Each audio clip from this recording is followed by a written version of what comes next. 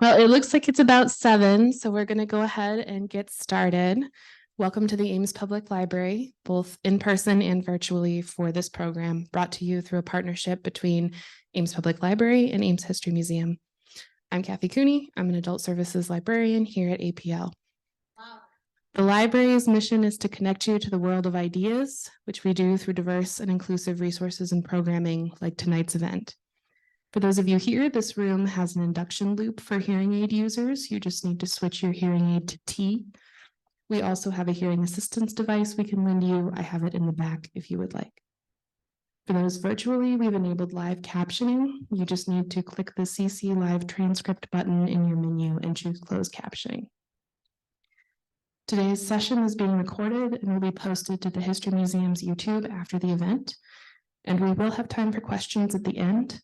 On Zoom, please place them in chat or Q&A. And if you're here in person, we'll have staff coming around with mics. We do want you to use the mics so the people on Zoom can hear your question. And with that, I will turn it over to Alex to introduce tonight's speaker. Hello. That's my indoor voice instead. Thank everybody, especially APL, for working with us on this program. We're honored to tell Jack's story in this 100th year since his tragic passing. So we've been able to do a couple of things. If you maybe noticed our Jack Trice banner around our building, 416 are kind of under the construction fence that's up around it now, as we've started to get going on an expansion there. That banner and also a Jack Trice exhibit, which is currently, we have 2 copies. One is at the Multicultural Center in the Memorial Union, and the other one is in this very building, Ames Public Library, on the 2nd floor, up towards the offices up there. Those will be up in those both locations up until October 31st. So we encourage anyone to go check it out after the exhibit. It'll be available to view or at any point up until the 31st. And those 2 events and those 2 pieces and the event tonight is sponsored by the Discovery Ames Community Grant Program. So we want to thank them for being able to do this for us. And we also ask that if you turn off your electronic devices, turn it to vibrate, silence, your cell phones, beepers, wireless telegraph, if you have one of those. And we're going to introduce our speaker tonight, Steve Jones. Steve Jones retired in 2018 after 35 years in educational communication and public affairs, including 21 of those years at Iowa State University. He's authored 2 children's books published by Perfection Learning Corporation of Des Moines. Football's Fallen Hero, the Jack Trice story, and you'll see a big copy over there on the shelf. And The Red Tails, World War II's Tuskegee Airmen. Steve has a bachelor's degree in journalism from Iowa State and a master's degree from the University of Northern Iowa. He and his wife Diane lived in Ames for 32 years and now reside on a Boone County acreage. So let's give it up for Steve Jones.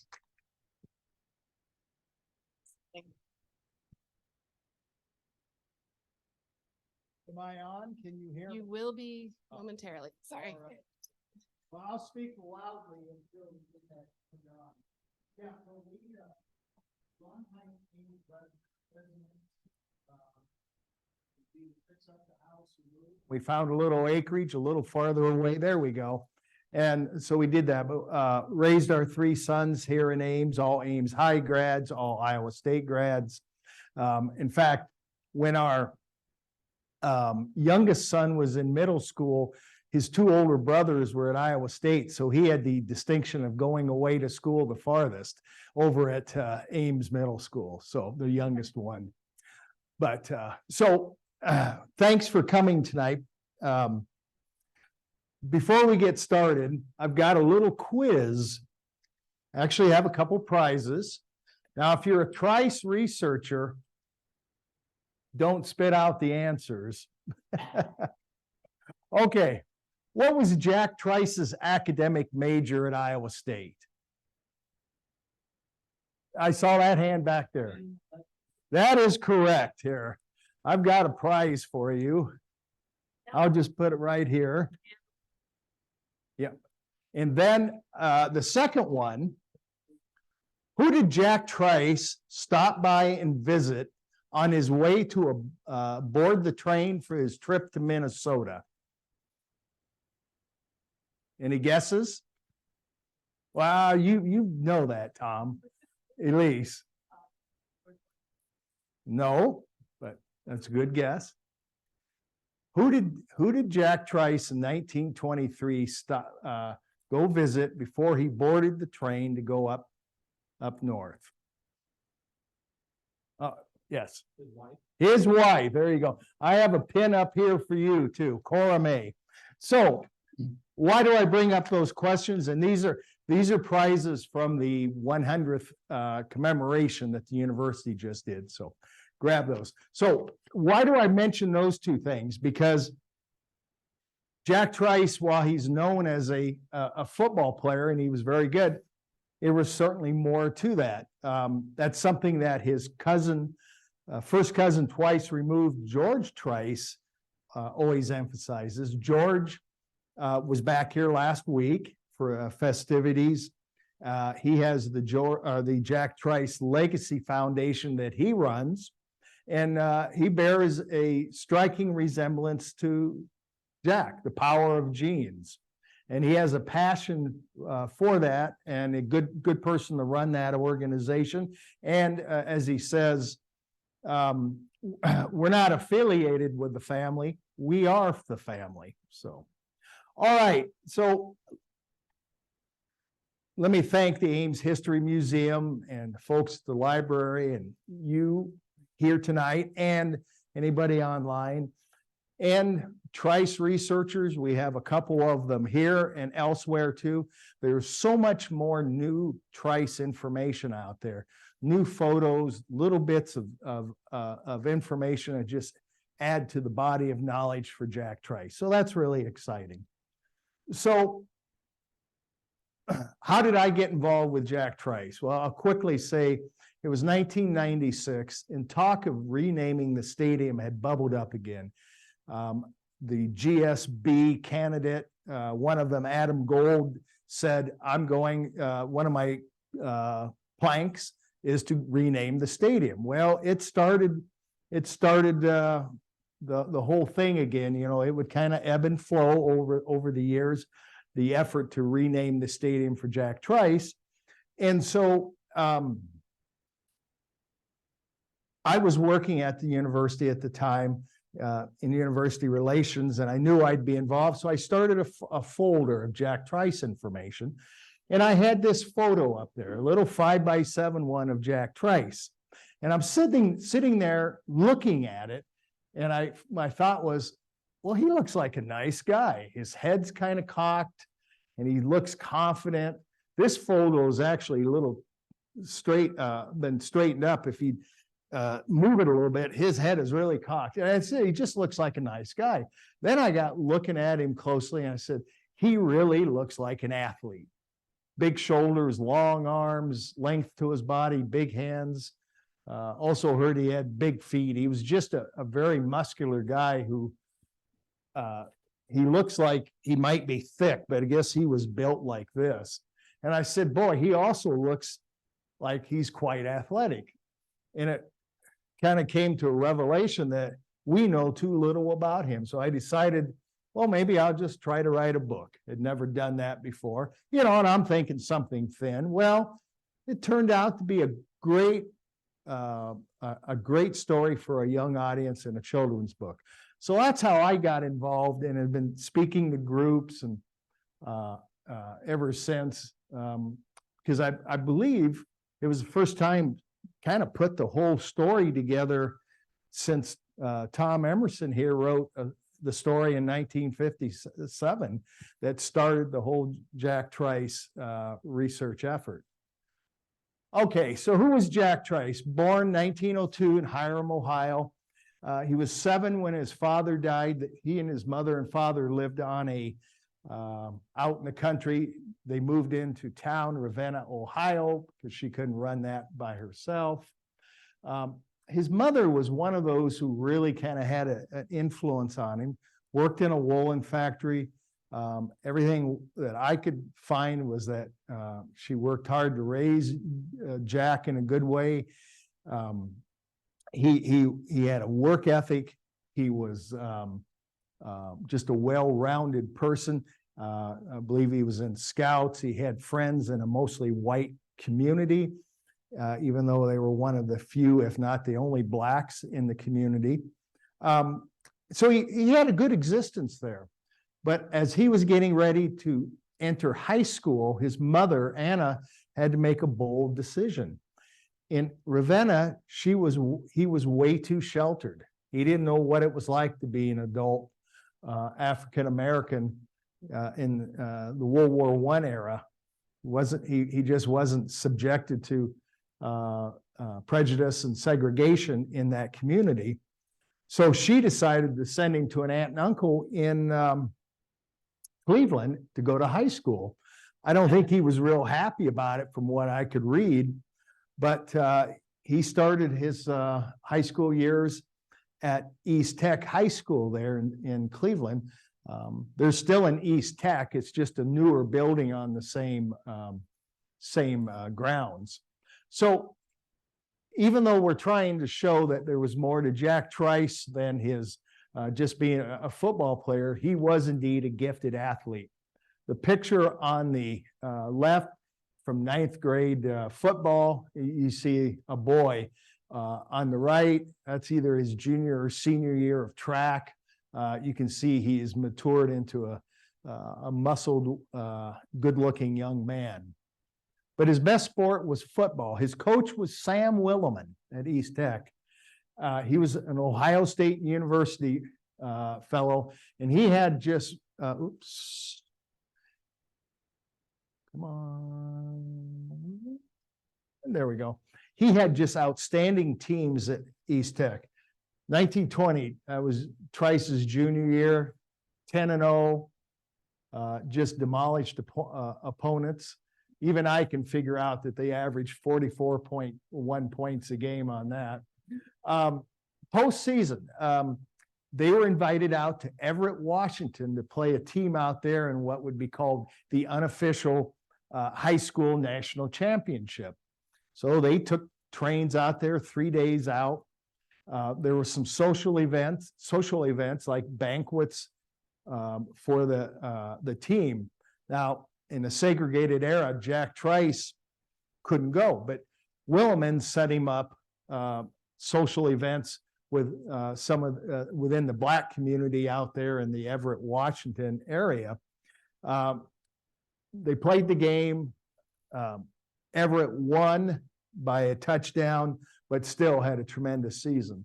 The next year, senior season, once again, 8-0. Trice, outstanding player, made All-State. The team tried to find another postseason game to their liking. Nobody would play them because they were so good. But a group from Texas said, come down and play, except don't bring Jack Trice. And so the team in East Tech said, no, we can't do that, and their season ended. So what's next for Jack? He was an outstanding athlete, football and track, and he was working for the Portage County Highway Department. I've also heard he was a mechanic, could have done both, who was to know for them, but he was also in love.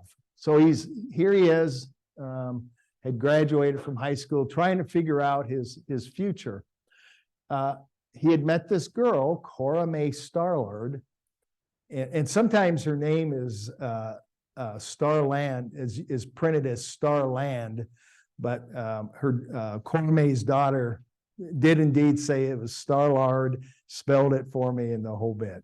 But Cora Mae worked at a woolen mill, and who else was there but Anna Trice, Jack's mother? Well, you can see they met each other.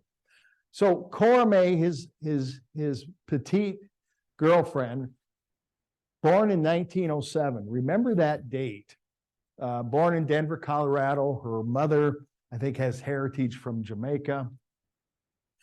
Meanwhile, about this time, East Tech High School coach Sam Williman has become Iowa State college coach Sam Williman. Iowa State was trying to upgrade its football program. Ohio is a hotbed for football. They hired the coach of the best team in the state. And they said, oh, by the way, Sam, bring some of those good Ohio players to Iowa too, of which among the top of his list was Jack Trice. So they, Jack, deciding he was going to go, but before he did, they decided to get married. Cora May and Jack eloped. July 27th, 1922. I interviewed Cora May's daughter years ago, and she had said that her mother had told her all about this. Jack had planned everything. He just told her to show up at the Ravenna train station. She did, and they went to Monroe County, Michigan. And I always wondered why Michigan. I assumed there had to be a reason, because it's between Toledo and Detroit. But apparently you didn't have to have witnesses, you didn't have to have residency, and no waiting required. It's almost like going to Las Vegas minus the slot machines to get married. So on their marriage certificate, Cora May Starler, they put down age 19, and John G. Trice, 20. Now, what's interesting is, if she's 19 and it's 1922, but she was born in 1907, well, even a humanities major knows that's not right. How old would she be? 15. Well, she couldn't get married without her parents' permission, so they did that. I mean, nobody said Jack Trice was a saint here. And John G. Trice, John was Jack's given name, and the letter G, and I asked Cora May's daughter, I said, well, what's the G stand for? Oh, nothing. They just like the way the letter sounded, John G. Trice. And they laughed. Jack and Cora May laughed and laughed, is what I heard. So this just sounded good to them. So they got married in July, and it wasn't very long that Jack was in Ames playing on the freshman team at Iowa State football. So this was 1922. You can see State Gym in the background, and Jack there, third from the left on the top row. The freshman team was quite good with all those Ohio players, and the varsity was not. In fact, the freshman team could beat the varsity in scrimmages. No games against other schools. The freshmen just practiced and scrimmaged. So after football that season, Jack gets a job at the State Gym. Now, they didn't have athletic scholarships at the time. So athletes learned or earned money by working for the athletic department. It almost sounded like they would deduct their expenses before they even paid them. And so a lot of athletes worked there. Jack worked with this guy named Alan Bowler, who later in life was a farmer in Nevada. And they had an interesting job. They were kind of like utility guys. They did all kinds of jobs for the athletic director, Charlie Mazer. And but the thing that caught my attention is they would go collect bad checks. So apparently a lot of students would write a bad check to get in, or they would have a counterfeit ticket. I don't know how they did that back then, but do that. And it was up to these two guys to go run the bad checks and try to figure out who gave them the tickets. Now, Jack Trice, Alan Bowler had told me he didn't like confrontation. He didn't like to bother people. He just liked to kind of hang back. So here you got Jack Trice, 6 foot or 6'1", and you got the catcher whose nickname was Shorty. And he stood up next to me, and he was in his 90s, but he was shorter than I was. So who goes and tries to get bad checks is not the big guy, it's the little guy. But they did that. They did a lot of other things. I think they called it the bleacher crew. They probably set up chairs, probably folded towels, whatever they had to do. So Alan Bowler had he liked Jack Trice. So Alan, I interviewed him in about 1997. And to my knowledge, he would never been interviewed about Jack Trice before. He was like I said, a farmer from Nevada, and he his family actually sent a note to the university and say, "Hey, he knew Jack Trice. If you want some more information," and I jumped on it. He kind of said, things about Jack that when they had jobs to do and there was a deadline, they worked hard. If they didn't, he says, well, we could kind of shirk on a job a little, and the athletic director would look the other way. But we were handymen for Charlie Mazer. We'd do anything he wanted. Mazer, the athletic director, took care of him. In fact, he gave a key to state gym to Jack Trice. Jack was, a freshman that time. And I asked Alan Bowler why. And he said, well, so he's always had a place to go.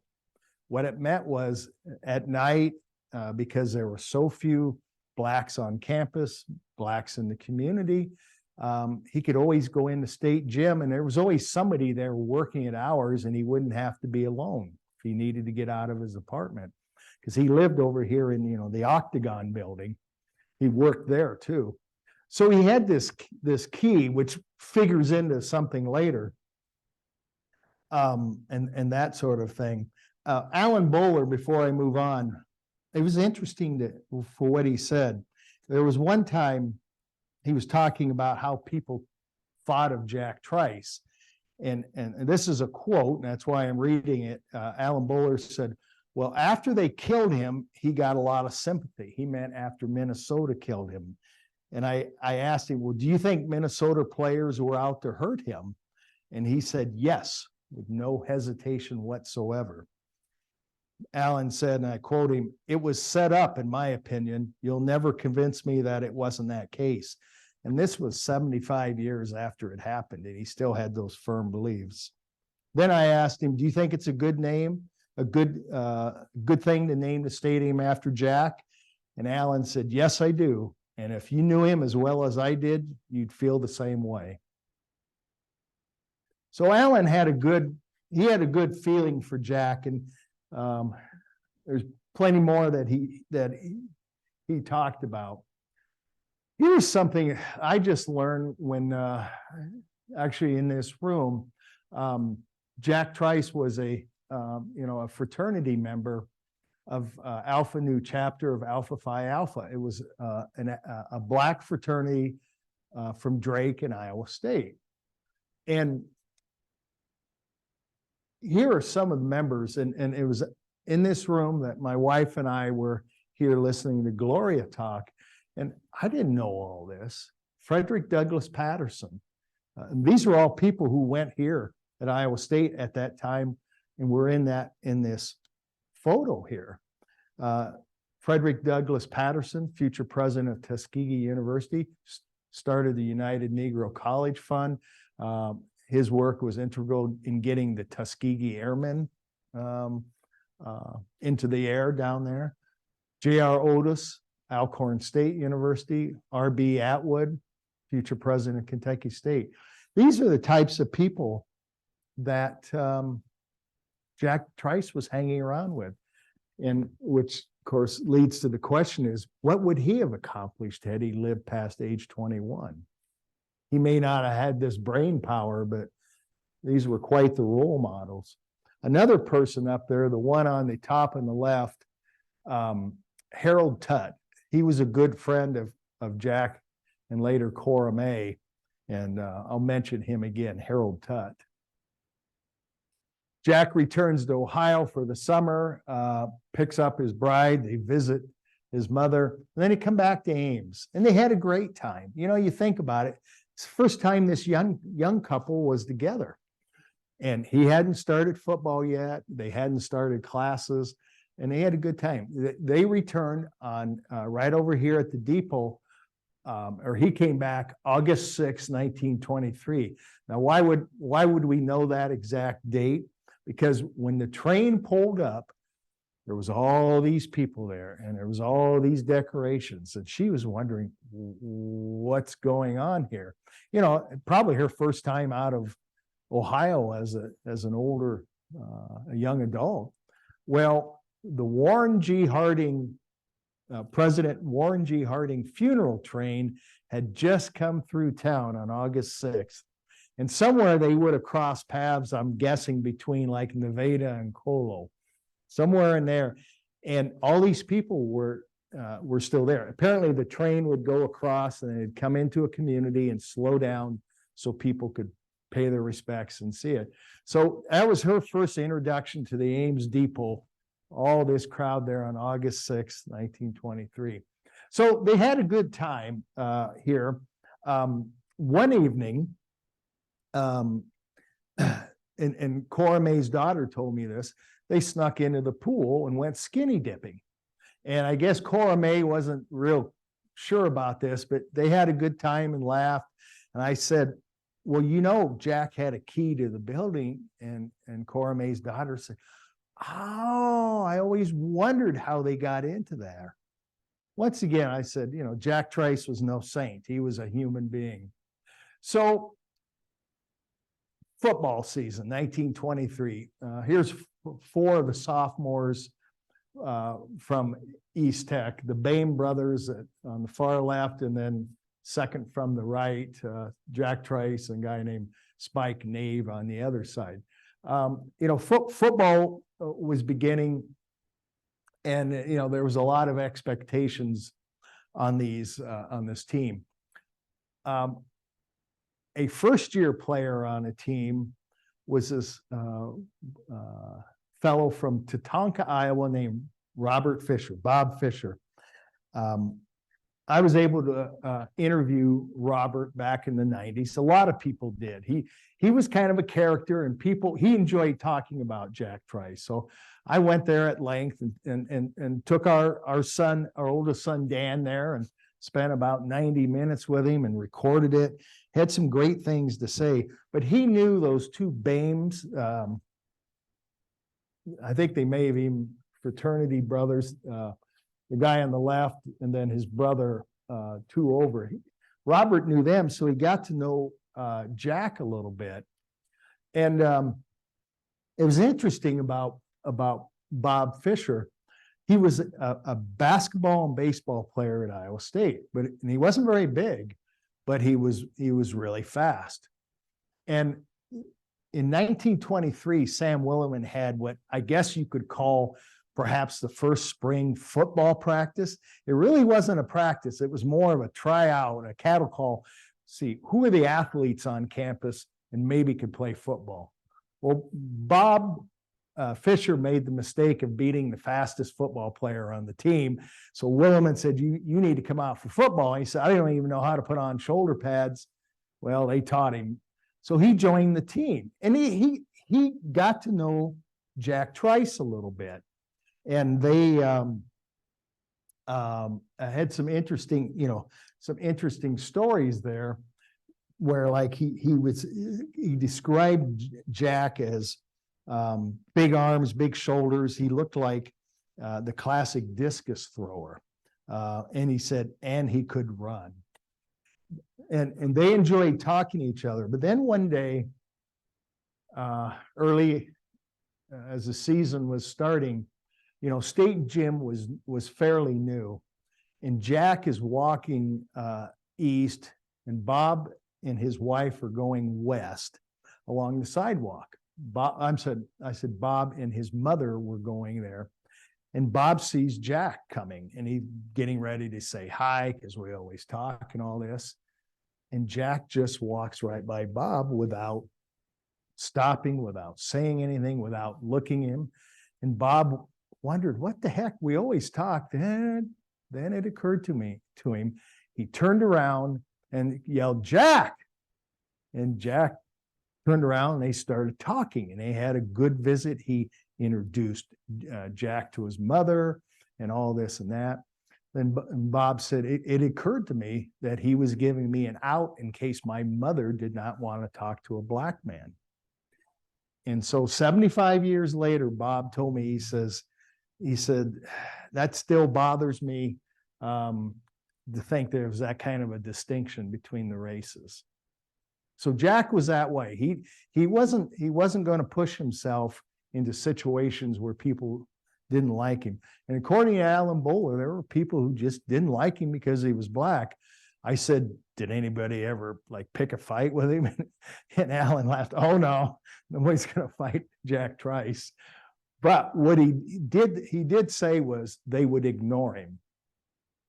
These people would ignore Jack Trice. Okay, football. First game played Simpson College.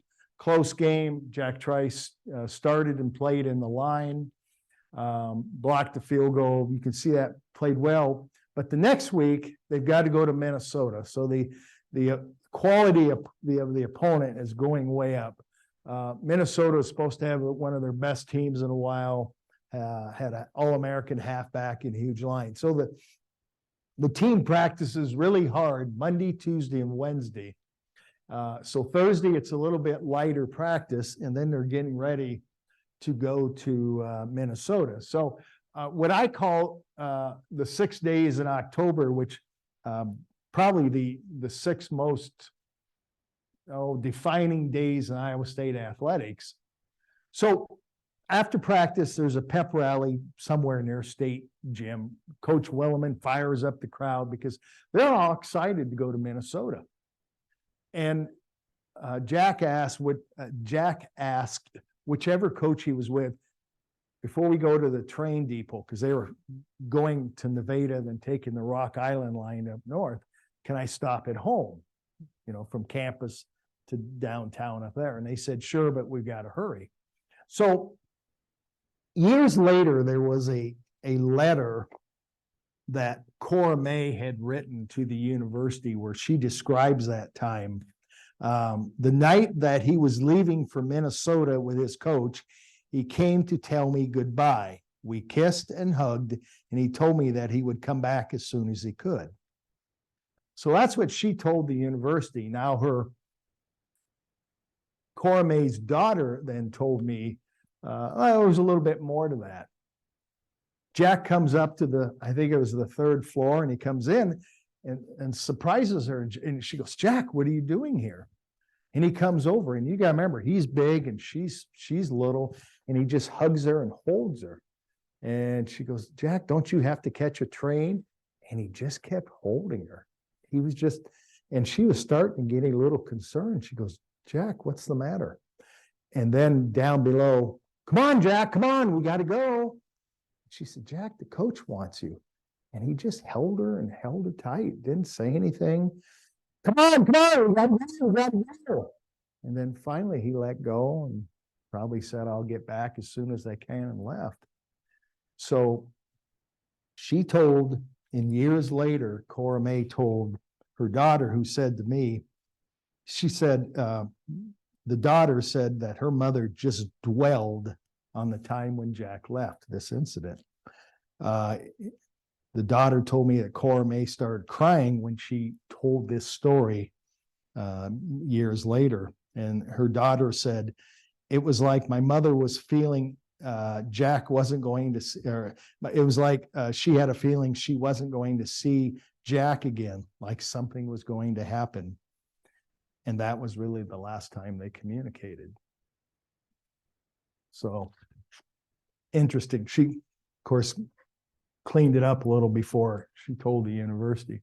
So Friday, train goes overnight. They get into Minnesota, they practice, and then get into the evening. There's a team meeting later. So Bob Fisher again, he walks into the hotel dining room. He was a little bit late, and there was a long table there, and they didn't have very many people traveling at the time, a small traveling group. And he walks up there, and all of a sudden he senses something's wrong. And that's where he said, where's Jack? And I'll never forget how he said it. He kind of closed his eyes and he goes, oh, that's when they told me that Jack couldn't come to the dining room because he was black. And it still bothered him about 3/4 of a century later. So where was Jack? He wasn't in the dining room. As best as I can tell, and others, he was at the Curtis Hotel. Now, I don't know if the team was there. Bob thought the team stayed at a Radisson, but I saw in another interview he had made, he'd given he'd listed the name of another hotel. But Bob liked this hotel and he went back to it years later. So I'm guessing the team probably stayed elsewhere and Jack was here. So Jack was up in his room, and you gotta realize it was he was segregated from his team. He was away from his young wife again. And the coaches were all waiting, putting the weight of the world on him because he was going to be the star of the team. So he had all this pressure. And I could just imagine him pacing back and forth until he grabbed a piece of hotel stationery and a pen and wrote down his feelings on there. He dated October 5th, 1923, to whom it may concern. Apparently he folded it, stuck it in his coat, and forgot about it. Next day, playing Minnesota, beautiful weather. The field was in great shape. College football was becoming a great big deal in the early 1920s. So this was a big game. And from the start, it was just a hard knock game. Jack Trice, as you probably have heard the story, he was hurt on the second play, cracked collarbone. Minnesota went ahead and looked like they were going to go score again, but missed a field goal. Iowa State took the ball, went down the field and scored. No doubt behind the blocking of Jack Trice. We'll build the myth up. But score was 7-7 at halftime against a really good team. Jack talked to his coach about playing, are you okay? And he said, yeah, I can keep going. So second half, oops, I forget. There we go. Second half was really a hard hitting game. I mean, it was almost like it got ferocious, but Jack was playing really well according to the reports. He would make tackles here, and then he'd go over here and make the tackle. So then the one play, and we all know what that is, the one play that changed everything. It was, best as I can tell, it was a power play, and Jack Trice tried to take out the blockers in front of a ball carrier, and he was going to do a roll block. It's fine even a roll block is risky, and it wasn't even taught back then, is what I had heard.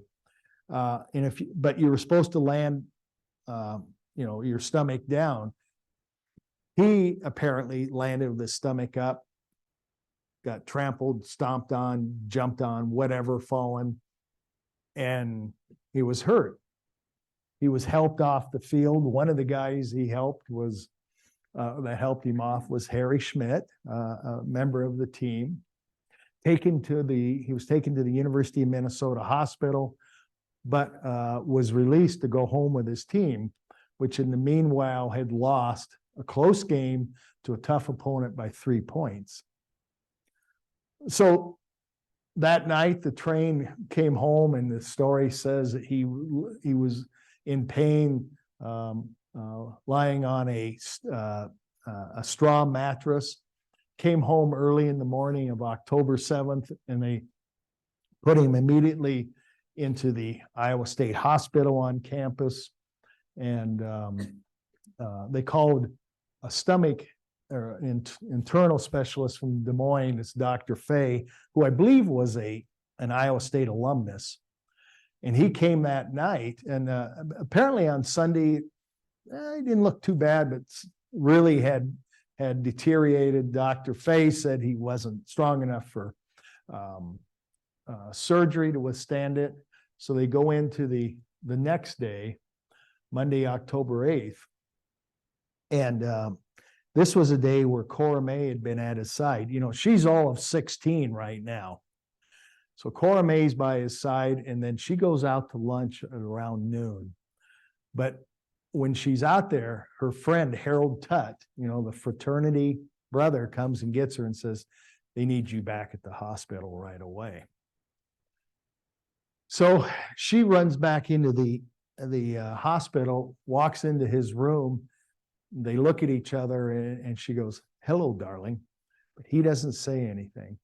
Well, then the bell tower rang at once for 1 o'clock, twice for 2 o'clock.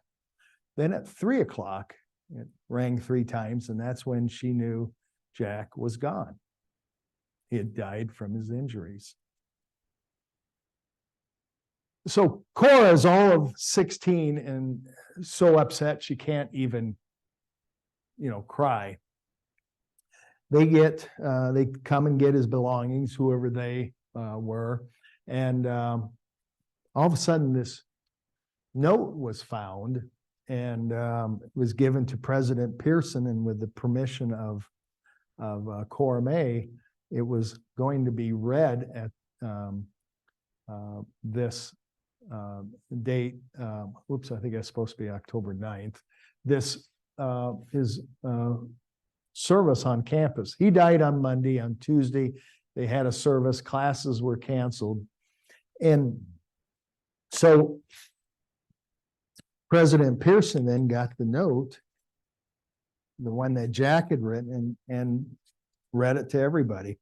To whom it may concern, my thoughts just before the first real college game of my life. The honor of my race, family, and self is at stake. Everyone is expecting me to do big things. I will. And so he goes on how he dedicates himself to that game.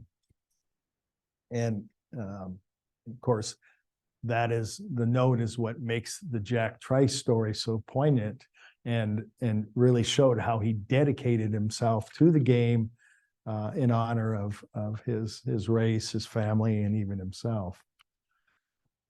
There's the original one, front and back, which we learned just this last week. I always thought it was 2 sheets. So Jack's final journey to Ohio, buried there. The following week, the football team played at Missouri. They only scored 2 points, but they won 2-0. So the power of safeties. Money was collected on campus for Cora May and her and Anna, burial fees and whatever else. I think paid off the mother's mortgage, that sort of thing. So about 2 weeks later, Anna, this is Jack's mother, had sent a letter to Iowa State thanking them. And here you can read that. But if there is anything in the life of John Trice and his career that will be an inspiration to colored students who come to Ames, he's not lived and died in vain. And in a real sad ending to the note, but he was all I had, and I am old and alone. The future is dreary and lonesome. So the plaque put up, Tom, up high, wasn't it? Southwest corner of the gym. Not too high. Okay, you can read it. So this was cast, I believe, by a team member or team members and placed in the gym a year or 2 later. About that time, after a couple years, all the players that knew Jack Trice had left school, the students, the coaches had moved on, and Jack Trice is just kind of was forgotten until we had a depression, we had a world war. And then in 1957, our own Tom Emerson, a student, an Ames native, saw the plaque, asked the person he was waiting to see, who happened to be Harry Schmidt, who worked at the university. And then Harry, of course, was the guy who played with Jack, helped him off the field, and I believe was a pallbearer at the service on campus. Tom wrote a great, informative, well-researched story, and it told the whole Jack Trice events. And then afterwards, as I'm going to paraphrase Tom, it went nowhere. Nobody did anything. It didn't start a revolution. It just ended. Thud. Move ahead 16 years. Alan Beals, and let me say this whole part, the Jack Trice story could be 2 books. One is his life, one is the naming of the stadium. So I'm going to do the book 2 really, really quickly here. Alan Beals was an athletic tutor. He saw the plaque himself, wondered who it was, did some research, went to Charles Sohn, his good buddy. I think they were both from Harlan. Charles had an experimental English class, and it was half black, half white, evenly divided by gender. And they decided to take on the Jack Trice project as a research project, take on and build upon Tom's article. And the way Charles had once written, there was a female in the class who said, at the same time they were getting ready to build, or I should say, under construction was the new football stadium south of Hilton. And this young woman said, hey, they should name that stadium after Jack Trice. So it gave the unofficial beginning to the effort to name that no-name stadium for Jack Trice. And you move ahead, the Regents were going to call it Cyclone Stadium, but through the work of some very involved students, helped get it postponed until 1983, when President Parks then made the compromise, which I understand he was good at compromises. Cyclone Stadium, Jack Trice Field. So either a minor victory or another defeat for those who were in favor of the Jack Trice stadium name, until 97, when it was finally approved by the Regents. 96, student government had endorsed it. It went through the process on campus. 97 became Jack Trice Stadium. Hot night, I remember it, August 30th. And one of the people who was at the ceremony, I was asked to go see if Bob Fisher, who was still living and in his 90s, see if Bob Fisher can come be at the ceremony. So I called up Bob and I said, hey, Bob, how you doing? And he goes, oh, I had a bad, and I thought, oh, crud. He's had a bad fall and he can't come. But he goes, oh, I had a bad round of golf today.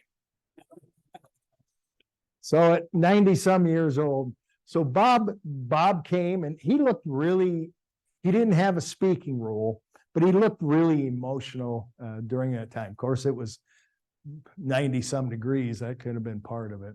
So where are we at today? The statue is now north of Beardshire Hall. And the guy up there is 6'7", which gives you an idea of the larger than life statue, Chase Allen. We had the pleasure of last month going to Ohio, and first time I had visited Jack Trice's gravestone. And this one, his mother and John, the ones on 1868, 1902 have rubbed off, but you can see some, somebody put a little cyclone helmet on top and that. And I don't know this for sure, but I've heard that either some Iowa Staters or the Alumni Association put this big headstone in because there's smaller, well-weathered ones for Jack and his mother and father next to it. but just a very pretty country cemetery out in a rural area, not all that far from Cleveland. And of course, the university just ended the Trice 100th commemoration. And there we are with the ceremony just on Sunday, and it, of course, resembles with a smaller crowd from the one that was 100 years ago. So I'll zip through this. One of the things I'm asked the most is whatever happened to Cora May? And well, she lived a good long life. She remarried, raised 3 children in Youngstown, grandchildren, never finished college. Her daughter said she was too broken up. Her mother said that she wanted all her children to be well educated because she never finished school. Betty, the oldest daughter and the one who had an interest in her mother's first husband, the historian of the family, she was called. She became a librarian and then a library administrator, got her master's degree there, married Herbert Armstrong, who became the first Black principal in Youngstown. Joyce, nurse supervisor that moved to California. Joyce's son-in-law, former mayor of Covina, California, and he's still on the city council. And the only son, Homer Green Jr., became a physical therapist. And to Cora May's dismay, he played football. I guess he was an all-city football player. And once he got hurt, and Cora May's daughter told me she just went bonkers in the stands. You can understand why.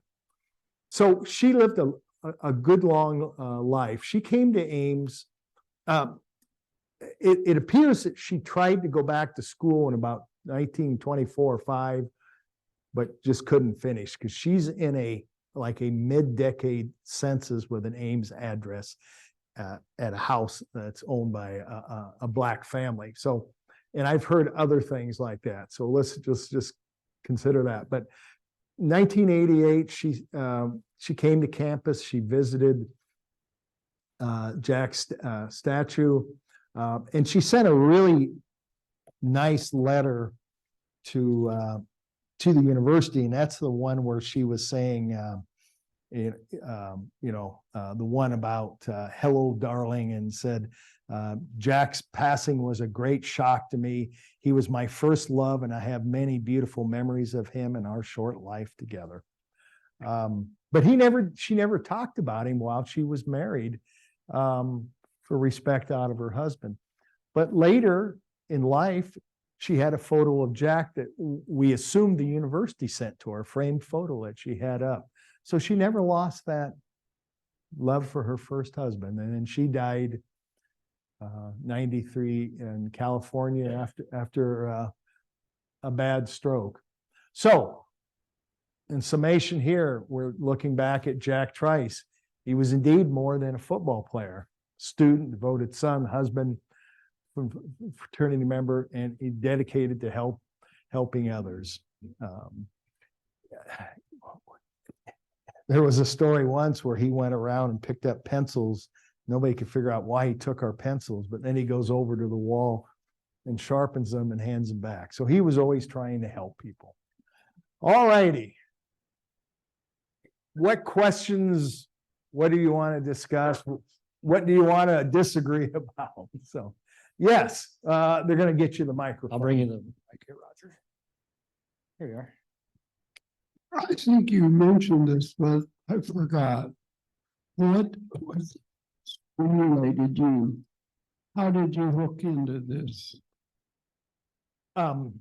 Well, the first thing it was that original photo of Jack Trice, where he's standing there with his head cocked and he's looking, and he just caught my attention.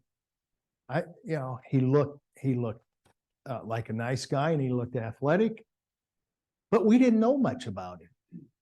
We just didn't. That's why I decided, well, maybe I'll put something together. And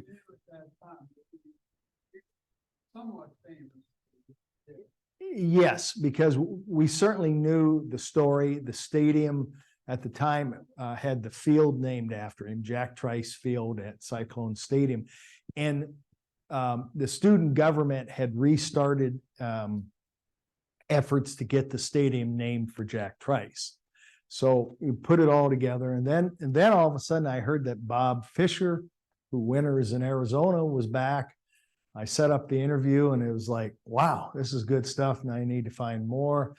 I kind of slowed down, and then I found out about Alan Bowler, and it was like a continuum. All of a sudden I'm putting pieces here and here and here, and had a good, simplistic look at his life. Perfect for a children's book, a book for young readers. Yeah. I was at Iowa State in the late 70s. I have a Jack Trice Stadium pin that they were selling. So they were still pushing that thought back then. And so stories appeared in the Iowa State Daily about that. And then in 83, when they named it Jack Trice Field, the editorial board of the Iowa State Daily said, we're never going to call it Cyclone Stadium. If we're talking sports, whatever, they're going to call it Jack Trice Field. And they did till they got Iowa State woke up and go, this is probably a better idea than the rumor in the late 70s where they were holding out for big money, and they thought maybe the Ruin guy from Des Moines. I think Ruin Stadium just doesn't sound that good. Anyhow, I don't know if that's actually true or not, but the other thing was the game after Minnesota was Missouri. Didn't Missouri famously uninvite them not to bring any colored people to the game? Well, now that you mention that. So two letters and great points. And yes, they were either holding out for naming rights to somebody with a well-heeled individual, or just trying to appease people who had never heard of Jack Trice. Well, we can't have him. We've never heard of him. Okay, yes. October 8th, the day that Jack Trice died, he gets a letter from the University of Missouri, and in very eloquent terminology, it says, you can't bring a black person to Columbia. 2 days later, they send a letter back to Missouri. It just says basically, well, it's a moot point. The young man died. Now, I've never researched it. I don't know if Tom knows this, or Nick up here, who have all done some Trice research. Are there other such letters from other schools that have said, we understand you have a black player, don't bring them to whatever? I don't know that. Tom Crochelle, who worked at the athletic department at the time, found these. So he gets all of the credit for that. Came out after the book, my children's book came out. But it's interesting. It sounded like Iowa State was probably going to acquiesce and not send Jack Trice, which and then we had Iowa State had one more black athlete player after that, a guy named Holloway Smith. And I believe he was on the team maybe 1 year with Bob Fisher, but he played, and I think his whereabouts, not sure. But then there was the understanding that because they were playing Missouri and Oklahoma A&M and schools like that, and I think there was somebody else, they just weren't going to have black players on the roster. And that lasted until I think the 50s, right? I believe so. Be it may. Yes. What? I'm just curious as to the person that was responsible for his death. Was he ever named or in any way I just wondered about him. Mm-hmm. Well, the simple answer is no. And it depends who you talk to and what they want to believe as to how they saw the play. I mean, I'm reading things where somebody said, well, somebody told me, or I saw it, or this or that. There was more than one player in the pileup, my understanding is. So it wasn't just one. But it's funny, the people that knew Jack couldn't figure out how somebody that big and strong could get hurt under normal circumstances. When I speak to school groups, I always say, or I always used to say for years and years, one of three things happened. Jack Trice was targeted because he was certainly the best lineman on the team, if not the best player for Ames, or he was targeted because he was the only black player on the field, or it was purely an accident. But I also say I'm not naive enough to think it wasn't racially motivated. And the more research that's done, and when you look at Johnny Bright and Ozzie Simmons at Iowa and all this and that, you know, that's the first thing I would think of. But who knows? So, Tom. It's a good presentation, Steve, no doubt about that. But one thing I would really like to emphasize from all my involvement, my wife, maybe did the button that this gentleman started. Anyway, it's the fact that the students made it happen.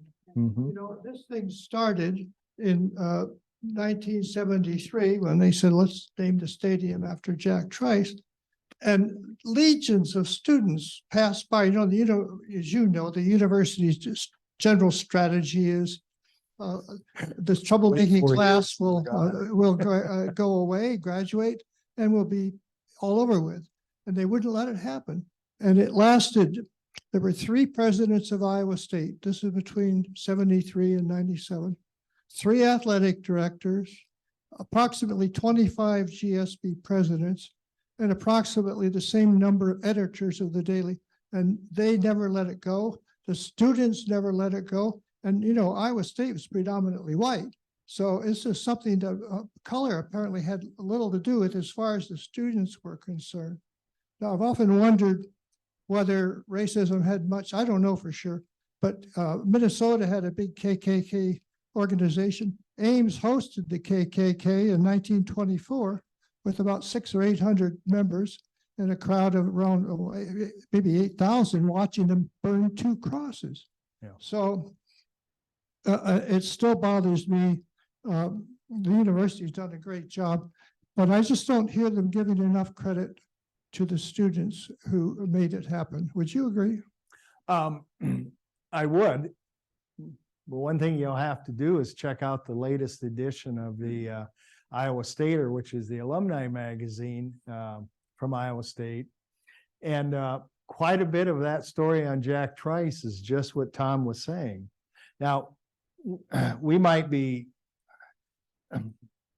need to tell you, this is Tom Emerson. This is the guy who started the whole Jack Trice research project in 1957.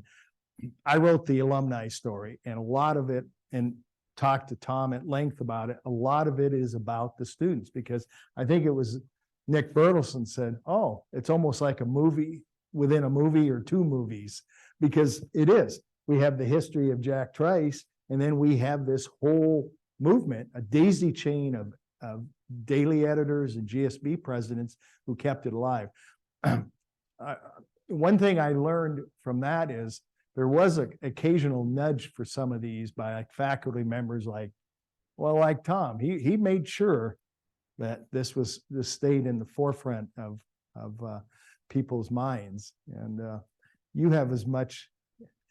I know you won't take credit, but you get as much credit for getting it done as anybody. I helped. You helped. There you go. That's a good way to put it.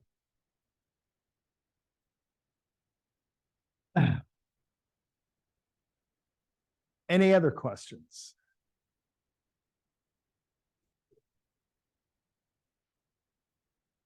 I don't know. And who, You Steve, who will play you in the movie? Yeah. You live in California. What do you think? Well, so there's a documentary being made right now that I don't have anything to do with. So Scott Sapir and Brendan Dunphy are making a documentary about Jack Trice. And they are the ones who made the documentary about Niall Kinnick that just premiered last year. That's really good. And I think this one, will probably be even better. Yes, I think they, at one time, they were thinking of making one documentary with both stories. I think it became evident that there's too much there. And the Trice story is special. I have a question.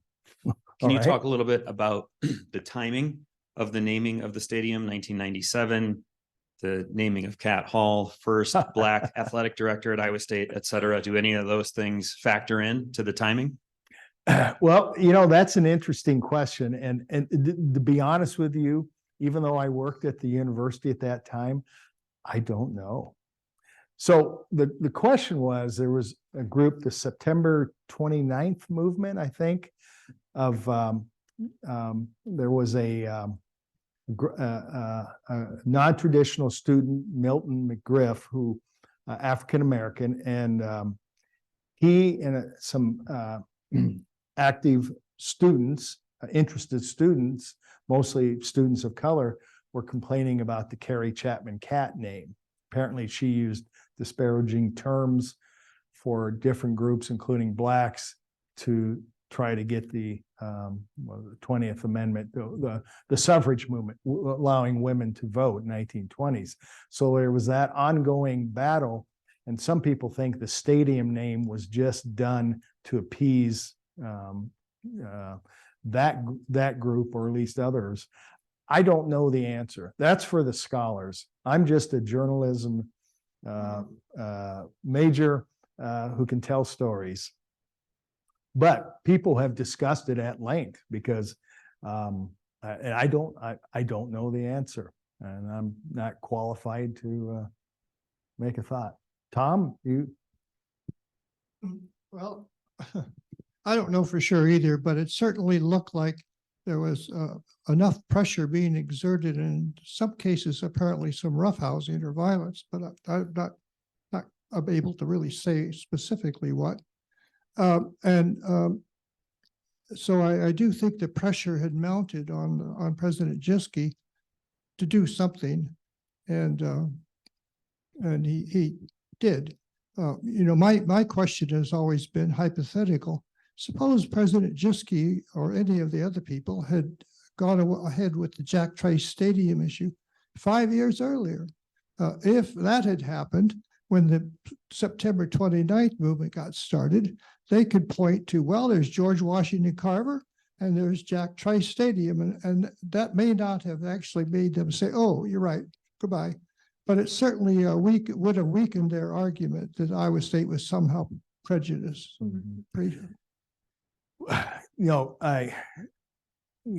Great comment. The thing that was interesting was I was in a lot of meetings with people. Now, maybe it was talked at the highest levels or in the most smoke-filled back rooms. I don't know, but it never came up in any of the discussions that we would be in, and we all worked closely with Jischke, traveled with him and did things, and so I don't know. I don't know if it was just serendipitous and like, oh wow, this will help us. Let's let it go. But I just remember I felt like, hey, the time is right, and I'm really pleased that it's happening. And it had nothing to do with, I'm trying to write a children's book too. I will tell you one thing. The book was about ready to come out, and our Des Moines Register reporter reached out to our office, the news service on campus, university relations. And he says, I keep hearing things that Jack really didn't write that note. And of course, my first thought is, well, yes, he did. And darn it, you're not going to ruin this book I'm writing that said he wrote it. So I went to work. If I can find the letter here. And so we have that handwriting, and I happen to have a copy of his card that he filled out to register for school. So I took it over the campus police department because I worked with those guys and knew them all and said, hey, I need to get some handwriting analyzed for free. So there was one of the detectives who was pretty good at it. And he went and looked at it and he said, well, you know, and I left it there and he'd come back and say things like, well, see how he does his J's and how the letters come down. They're definitely the same person. But he said for $200, and of course, this was 25 years ago, you can get it done for sure by a real expert. But no, I'm confident it's him. So I took it back to the reporter and just said, here's what I have, whatever. The story died. Like I said, my best media relations was keeping things out of the paper, not getting them into it. Tom. In addition to what Steve has said, when I interviewed Harry Schmidt in 1957, he told me about the letter that Jack wrote. And then in 1981, he's quoted in the Daily as saying he's not sure. He thinks it was written by the coach, his coach. And so I was, this, by the way, it was just about the time that his son became very active in the athletic department's fundraising efforts. And, but I did have to write a letter and said, that's not what Harry said in 1957. Now, maybe he fibbed to me, but I don't think so. Well, a couple things. I think over time, your memory fades. I tell my sons things and they're old enough now to go, no, Dad, this is, we didn't go here, we went there. Oh, yeah. But if his son's raising funds and they still haven't named this stadium, you don't want to close that door by, you know, letting somebody who doesn't have a big checkbook get the stadium named after him. And I'm a big Cyclone fan, and I understand the need for money and everything, but I'm sure glad our stadium is Jack Trice Stadium. So, oh yeah. If you look at the names of the stadia in the Big 12, 13, 14, 15, it'll be soon the Big 16. And you look at the named after oil tycoons and people like that. Jack Trice's name really stands out. I just wish the sign on the north side of the stadium had Jack Trice Stadium written a bit larger than a Mid-American Energy, but I suppose that's where Yeah. No, I totally agree. Well, Missouri is Faroe Field, isn't it? Yeah. Okay. And Faroe, I can't remember his name. Don Faroe. He was a coach later. If my memory is correct, he played in that game the week after Jack Trice died at Missouri against Iowa State. And K-State has a named after a coach. Both of those guys are coaches. This is the only one. I think Jerry Rice also has a stadium somewhere in Missouri. It's a double name, Rice and somebody. That's the other, you gotta say Division I Conference FCS or whatever. Like there's two different. Yeah, FCS and FBS. Yes. Yep. No, the whole thing is really neat. So that's all I've got. I'll be around a little bit if you've got any other questions. Thank you so much, Steve. We really appreciate it. Let's give a round of applause for Steve. Thank you so much. We really appreciate it. Thank you.